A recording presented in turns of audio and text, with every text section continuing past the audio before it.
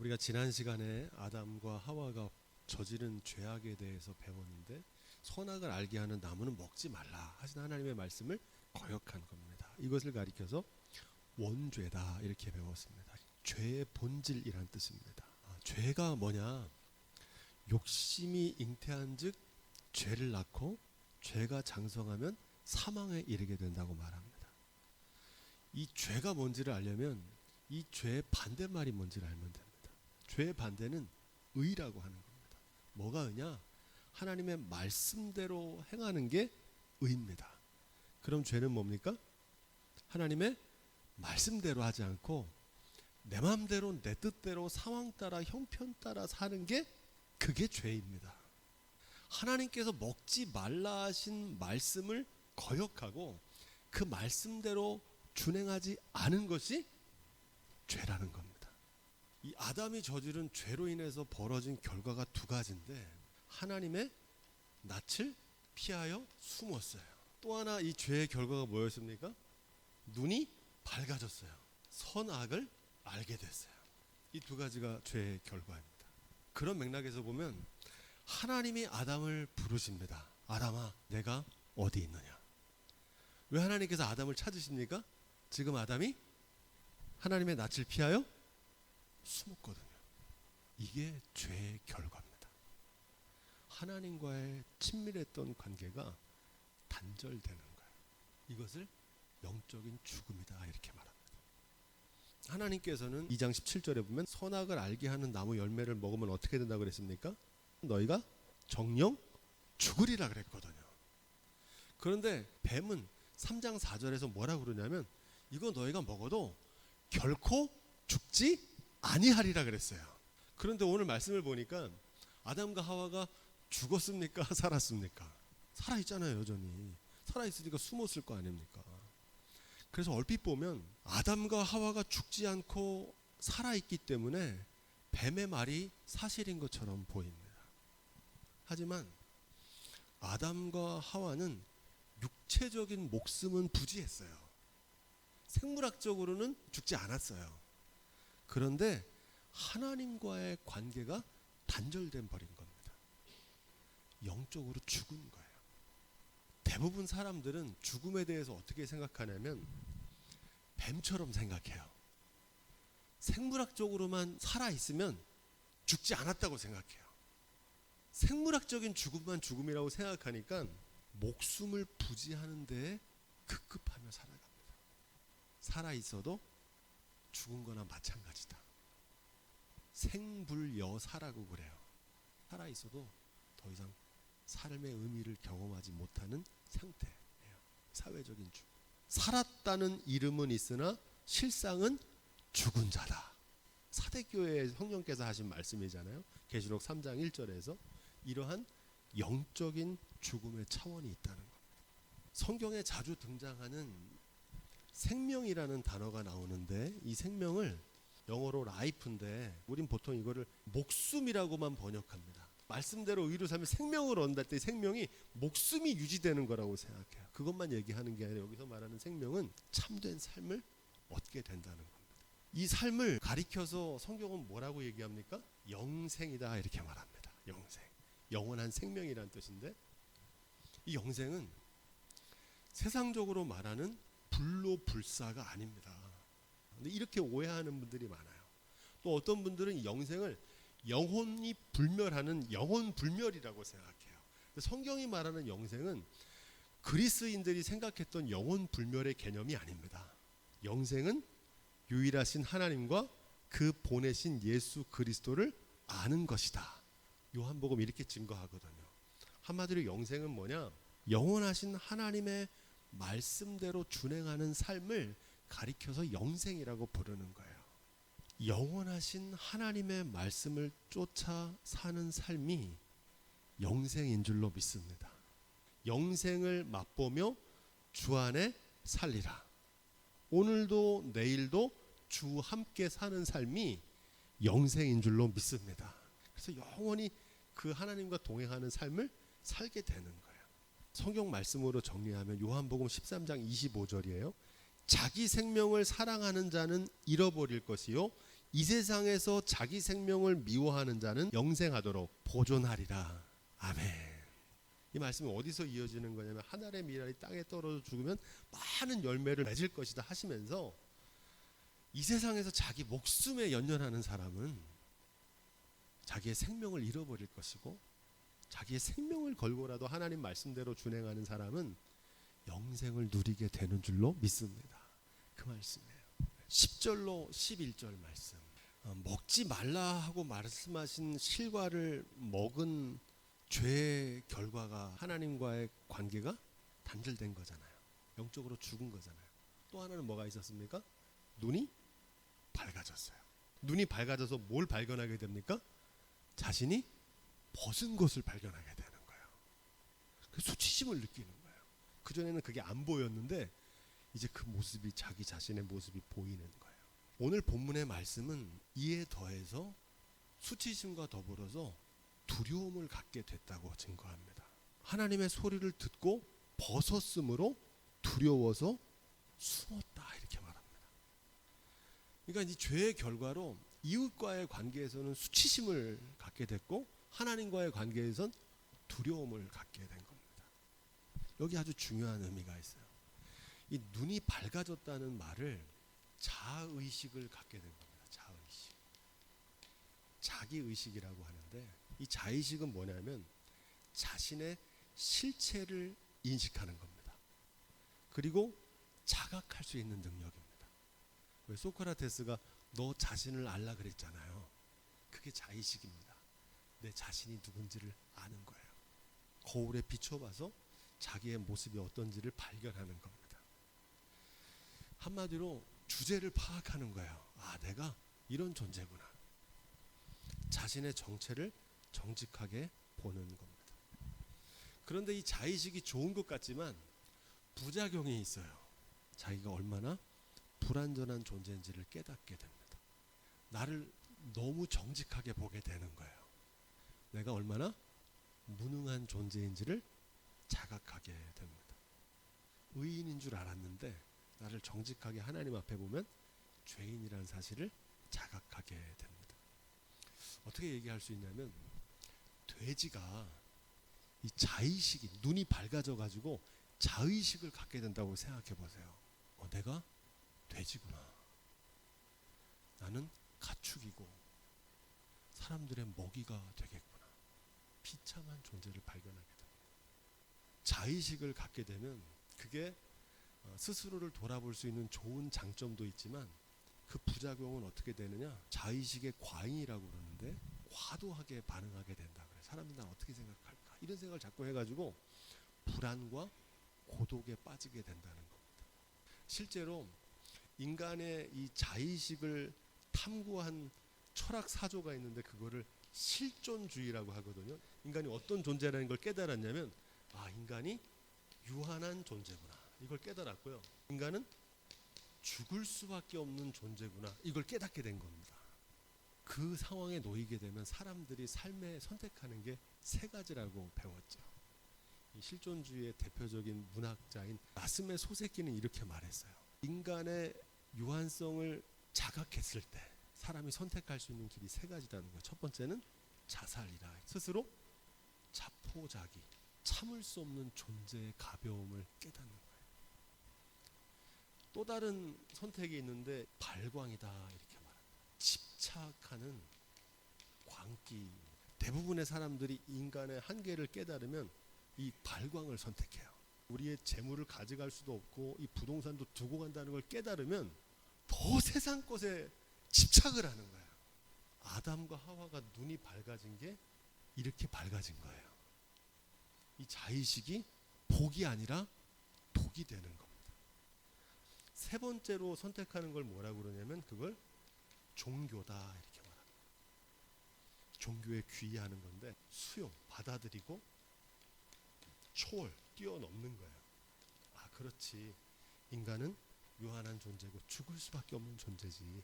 그러니 영원하신 말씀대로 하루하루를 마지막 날처럼 소중하게 살아가야겠구나. 할렐루야. 이 자의식을 통해서 인간의 실존을 발견하고 하나님을 만나게 될 때 이 자의식이 우리에게 오히려 영원한 생명으로 인도하는 길이 되는 줄로 믿습니다. 12절로 13절 하나님이 주셔서 나와 함께하게 하신 여자 그가 그 나무 실과를 내게 주므로 내가 먹었나이다 이렇게 얘기합니다. 누구 때문에 그렇다는 거예요? 그 여자 때문에 그렇다는 거예요. 근데 그 여자 누가 만들어줬다는 거예요? 하나님이 나한테 만들어준. 그러면 이 모든 일의 결과는 누구 때문이라는 겁니까?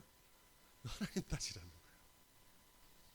죄는 자기가 저질러 놓고 하나님 탓하는 거예요.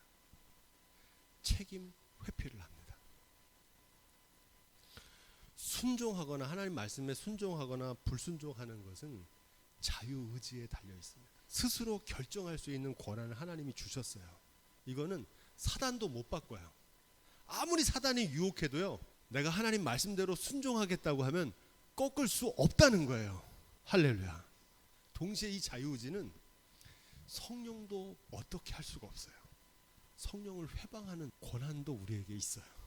아무리 비가 쏟아져도 항아리에 뚜껑이 닫혀 있으면 물 한 방울 안 들어가잖아요. 그것처럼 아무리 성령이 역사하고 하나님 말씀을 전해도 사람이 마음이 강박하고 완악해지고 스스로 돌이키지 않으면 못 바꿔요. 그게 바로 자유의지입니다.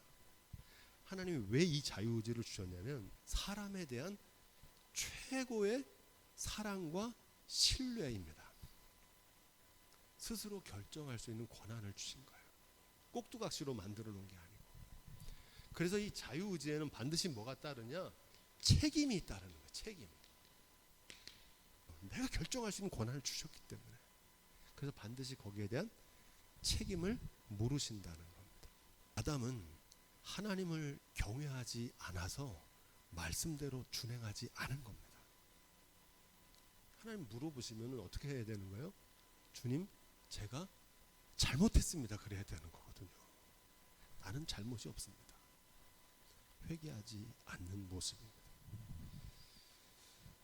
부창부수라고 하와도 하나님께서 물어봅니다.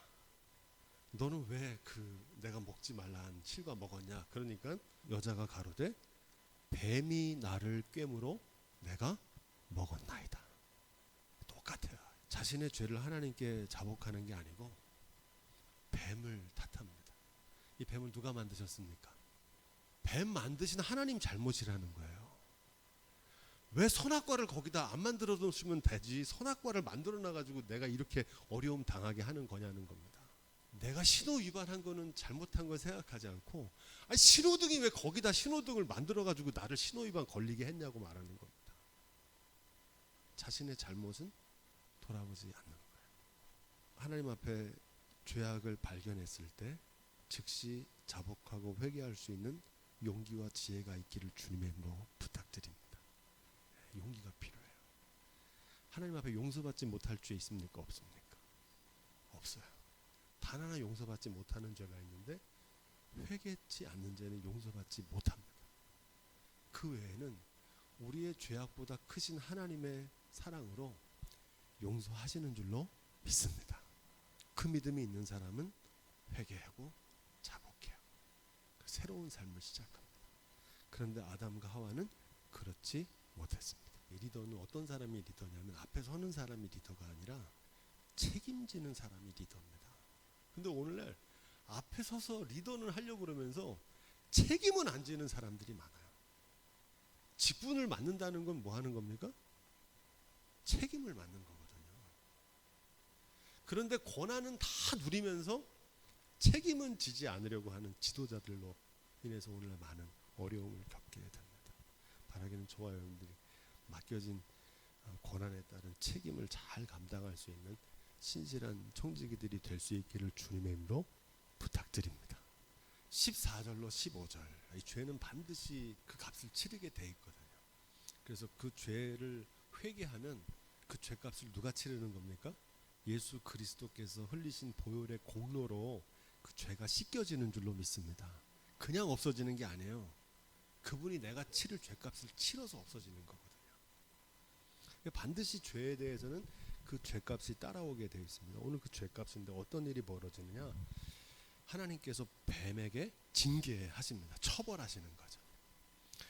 동산 중앙에 있는 나무 선악과는 에덴 동산을 이루는 필수 조건이라고 배웠습니다. 그래서 에덴 동산엔 반드시 동산 중앙에 두 그루의 나무가 있어야 돼요. 그 나무가 뭘 상징합니까? 하나님의 통치를 상징한다고 배웠잖아요. 그게 있어야 에덴 동산이 되는 거예요. 뱀처럼 하나님의 통치를 대적하고 회방하는 영적인 존재가 있다 그랬죠. 그 존재가 누굽니까? 사탄이라고도 하고 마귀라고도 하고 적 그리스도라고도 해요. 이런 존재가 있다는 거예요. 영적인 존재. 뱀처럼 역사해요. 하는 일은 뭡니까? 하나님의 통치를 대적해요.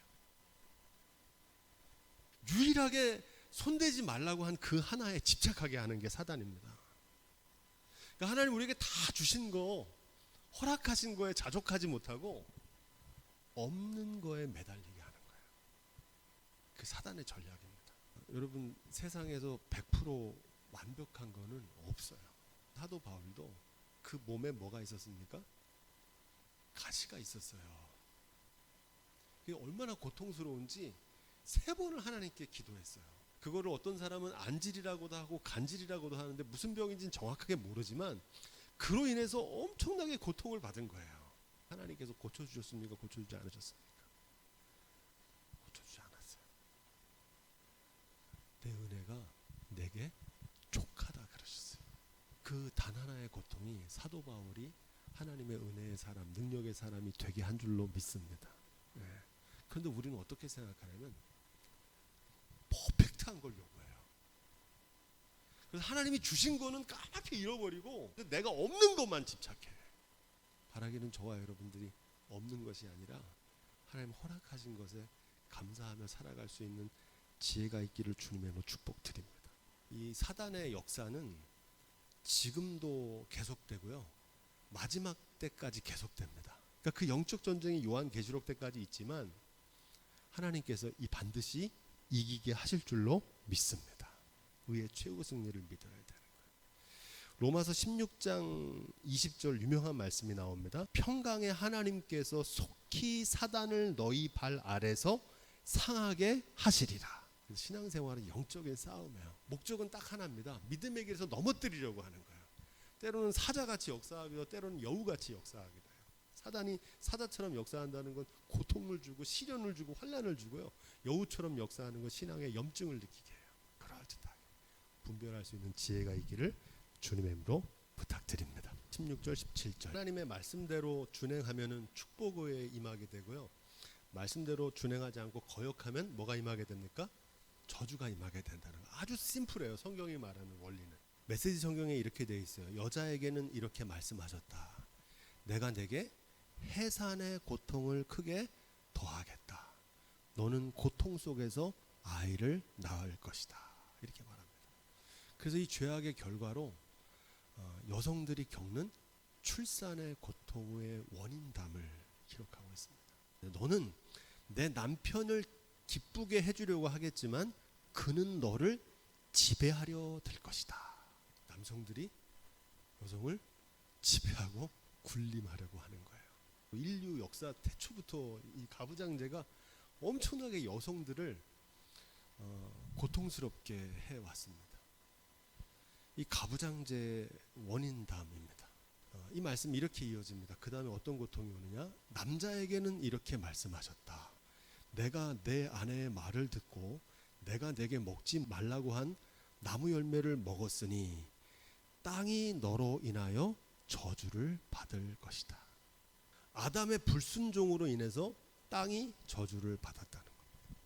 오늘날에도 환경 파괴와 기후 위기의 재앙이 코앞에 닥쳤다 그랬잖아요. 얼마나 심각하냐면 산업화 이후에 한 500년 동안 제일 더웠던 해가 2023년도였습니다. 지구 평균 기온이 1.5도로 상승하면은 돌이킬 수 없는 기후 재앙의 티핑 포인트라고 말씀드렸는데 1.49도까지 올라갔었어요. 작년에. 올해는 그보다 더 더울 거라고 전망합니다. 왜냐하면 이 기후 변화가 어떻게 오냐면은 실험실에 플라스크라는 게 있거든요. 이렇게 연구하는 세균이 기하급수적으로 늘어요. 그래서 이게 반이 채워질 때까지는 시간이 오래 걸려요. 하나가 2개가 되고 2개가 4개가 되고 4개가 8개가 되니까 얼마나 이게 오래 걸리겠어요.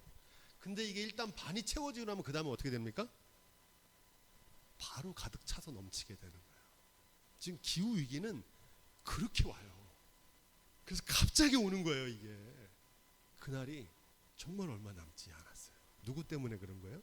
산업화 이후 18세기 이후에 약 200년 동안 편리를 위해서 막 자연을 개발하고 마음껏 살다가 그 사람들이 다 망쳐놓고 간 거를 지금 우리와 우리의 자손들이, 자연 만물이 어떻게 돌이키겠어요?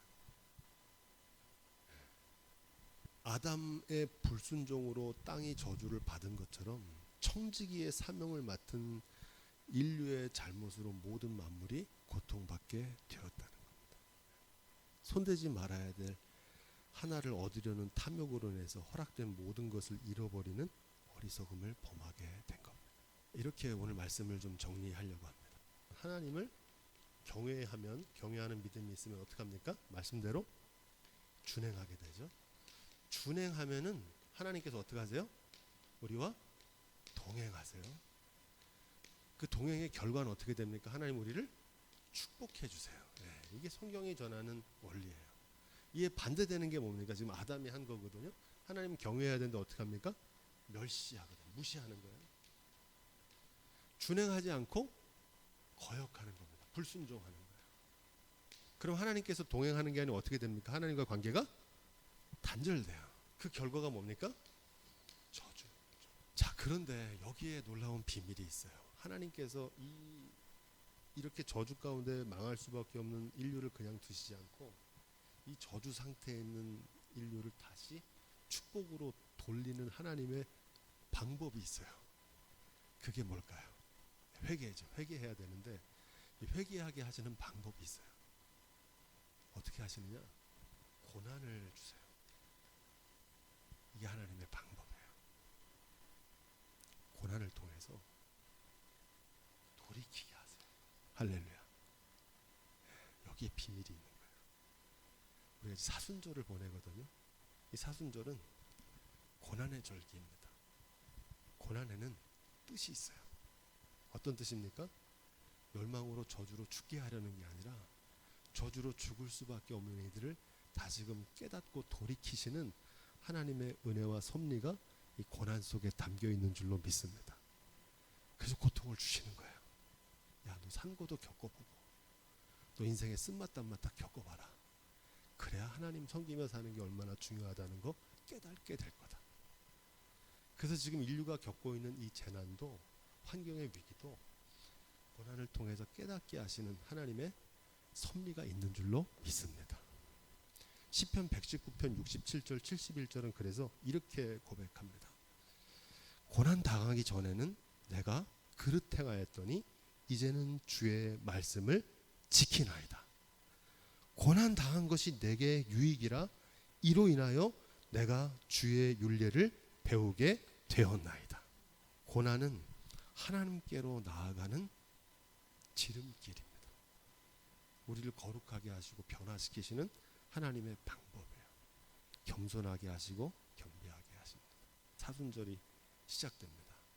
부활절 전 40일, 주일을 제외한 40일을 사순절로 지키는데 사순절은 주님의 고난을 기억하는 절기예요. 그 고난에 동참하는 겁니다. 이 사순절이 지나면 부활의 새 아침이 밝아오게 되는 줄로 믿습니다. 바라기는 이 고난을 통해서 잃어버린 신락원을 회복하는 자리로 나아가는 저와 여러분들이 다 될 수 있기를 주님의 이름으로 축원드립니다.